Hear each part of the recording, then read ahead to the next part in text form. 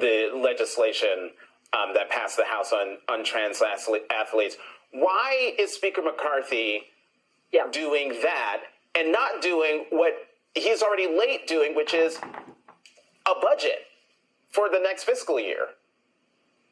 Well, exactly right. I mean, look, the reason that they're leaning into these bills that do absolutely nothing for the American people's real problems and just elevate this, culture war is because they don't have any solutions for the actual issues that they need to deal with. They're not doing a budget. They haven't done anything to improve healthcare access. They haven't done anything to bring costs down for the American people. In fact, they've gone the opposite direction, Jonathan, and they've been, passing their first bill was to strip away the money for the IRS that would have gone after the wealthiest tax cheats in the country. So this is the Republican Party of today, not doing anything to answer the American people, cruel, extreme, unworkable proposals.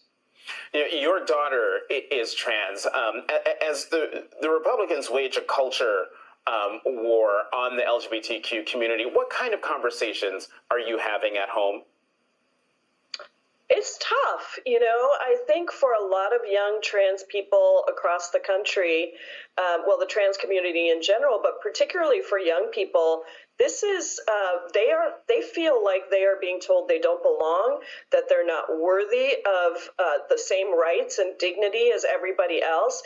And honestly, it's making them really lose faith in government, because the idea that government would come along and tell people that in schools we're going to examine you and your reproductive anatomy in order to determine whether or not you're a female is just insane.